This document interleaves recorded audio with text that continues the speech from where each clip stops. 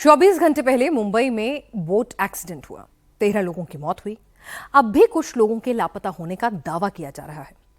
इस फेरी पर टोटल कितने लोग सवार थे, इसकी डिटेल किसी के पास नहीं है। यह महज हादसा था या फिर लापरवाही की वजह से यह जाने गई, इसकी हाई लेवल जांच भी शुरू हो चुकी है। शुरुआती पड़ताल में जो बात सामने आई है वो साफ साफ बताती है कि जान बचाई जा सकती थी।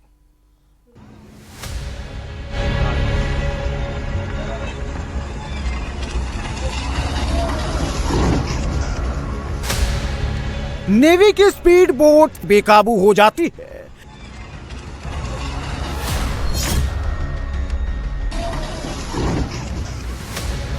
सामने मौजूद नीलकमल फेरी को जबरदस्त टक्कर मारती है। फेरी पुरानी थी और स्पीड बोट की ताकत को सहन नहीं कर सकी। टक्कर इतनी जबरदस्त थी कि एलिफेंटा जा रही फेरी के परखच्चे उड़ जाते हैं। तेज आवाज आती है। अचानक हुए हादसे में फेरी में बैठे लोग सकते में आ गए। जब तक लोग कुछ समझते, कुछ ही मिनटों में नीलकमल फेरी पूरी तरह डूब गई। हर तरफ चीख पुकार मच गई।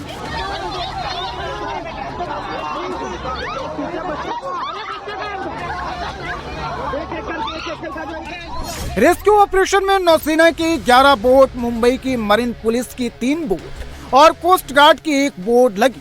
4 हेलीकॉप्टर को भी रेस्क्यू ऑपरेशन में लगाया गया। रेस्क्यू ऑपरेशन दूसरे दिन भी जारी है। मुंबई बोट हादसे के दूसरे दिन भी सर्च एंड रेस्क्यू ऑपरेशन जारी है। इस वक्त मैं मुंबई के गेटवे ऑफ इंडिया परिसर में और यहां पर रेस्क्यू ऑपरेशन में मुंबई पुलिस की मरीन टीम, नेवी और कोस्ट गार्ड की टीम इस रेस्क्यू ऑपरेशन में लगी हुई है। अरब सागर के भीतर इस समय भी रेस्क्यू ऑपरेशन चल रहा है। अब तक इस पूरे हादसे में 114 लोगों को बाहर निकाला गया है, जिसमें 97 लोग स्टेबल है, 4 की हालत क्रिटिकल बताई जा रही है और 13 लोगों की मौत हो चुकी है। लेकिन अब भी इस हादसे के बाद कुछ लोग अरब सागर में हो सकते हैं, इस तरह की आशंका जताई जा रही है। और इसी आशंका के बाद आज दूसरे दिन भी यहाँ पर रेस्क्यू ऑपरेशन किया जा रहा है। आप देखिए, मरीन पुलिस जो है मुंबई पुलिस की, वो इस समय अरब सागर में उस जगह पहुंच रही है जहां पर यह हादसा हुआ। जिस वक्त यह हादसा हुआ उस वक्त नीलकमल फेरी में 100 से ज्यादा पर्यटक मौजूद थे। फेरी गेटवे ऑफ इंडिया से एलिफेंटा केव जा रही थी। तभी नेवी की स्पीड बोट ने टूरिस्ट से भरी बोट में जोरदार टक्कर मार दी। शुरुआती जांच में पता चला कि नेवी की स्पीड बोट के इंजन की टेस्टिंग हो रही थी। इसी दौरान बोट बेकाबू हो गई और पास से गुजर रही फेरी से टकरा गई। इस हादसे में नेवी के 3 जवान समेत 13 लोगों की जान चली गई। अभी भी 2 लोग लापता हैं और 4 लोगों की हालत गंभीर है।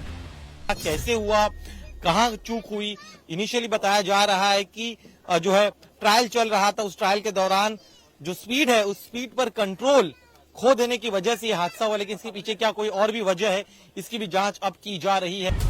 मुंबई के समंदर में हुए इस हादसे पर कई सवाल उठ रहे हैं। शुरुआती जांच में जो तथ्य सामने आए हैं उनमें इस हादसे के लिए 4 प्रमुख कारण बताए गए हैं।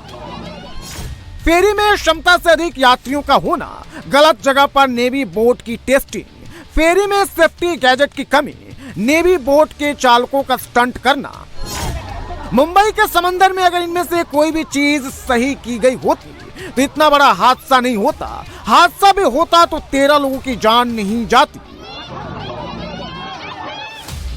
जिस समय यह हादसा हुआ उस समय नीलकमल नाव में करीब 110 से 120 लोग सवार थे, जबकि फेरी की कैपेसिटी सिर्फ 80 लोगों की ही थी। टोटल कितने यात्री आपके बोट में हमेशा सफर करते हैं? 80 के तकरीबन। और अपने पास लाइफ जैकेट है 100 है, यानी 20 एक्स्ट्रा है।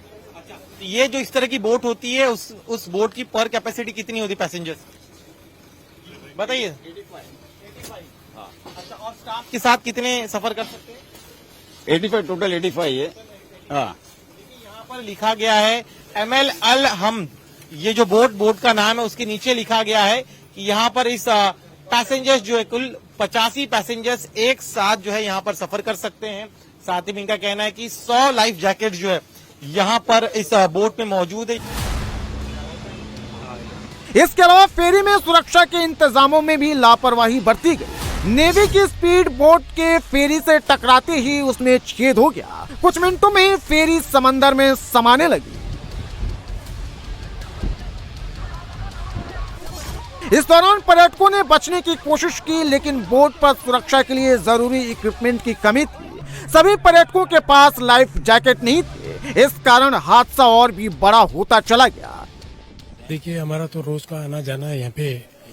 खासकर ये लकड़ी की बोटें जो हैं यहाँ पे चलती हैं, ये मैंने कई लोगों के मुंह से सुना। मैं खुद भी उम्र वाला हो गया हूँ। मैंने कई लोगों के मुंह से सुना है कि उनके बाप दादा ने भी इन बोटों से सफर किया है।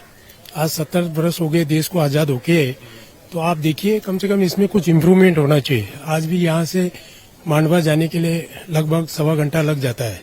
पीएमपी और मालदार के सिवाय ये लकड़ी की बोटें जो हैं लगभग 1.25 घंटा सुविधा बनानी चाहिए। इसमें सेफ्टी ऑडिट होना चाहिए।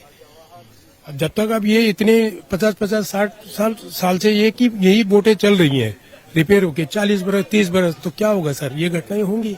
इसमें कुछ तो इम्प्रूवमेंट होना चाहिए। जबकि फेरी के मालिक सभी इंतजाम होने की बात कर रहे हैं, क्षमता से अधिक पैसेंजर होने की बात से इनकार कर रहे हैं। सारा आरोप नेवी की स्पीड बोट पर मर रहे हैं। हम मालिक नहीं है, हमारे भाई बड़े मालिक है, वो बीमार है। इसके लिए हमको तो लगता है, आई डोंट नो करेक्ट आंकड़ा तो मैं नहीं बता सकता। ओवरलोड नहीं है। देखिए, वो बोट एकदम सॉलिड है, स्ट्रांग है। अगर वो डैश नहीं करती तो कुछ नहीं होता था। बोट हादसे को लेकर नेवी का बयान भी आया है। इसमें कहा गया है कि नेवी की स्पीड बोट के इंजन की टेस्टिंग चल रही थी। इसी दौरान इंजन ने अपना नियंत्रण खो दिया और बड़ा हादसा हो गया। लेकिन सबसे बड़ा सवाल यह है कि टेस्टिंग तो हमेशा खाली स्पेस में की जाती है। जहां पर पैसेंजर बोट हो, वहां पर टेस्टिंग नहीं होती है। ऐसे में पैसेंजर बोट के पास टेस्टिंग पर भी सवाल उठ रहे हैं।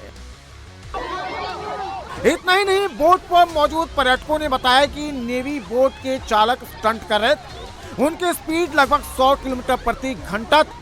हवा में तेजी से बोट को गोल गोल लहरा रहे थे, खतरनाक स्टंट कर रहे थे। इसी लापरवाही से हादसा हुआ।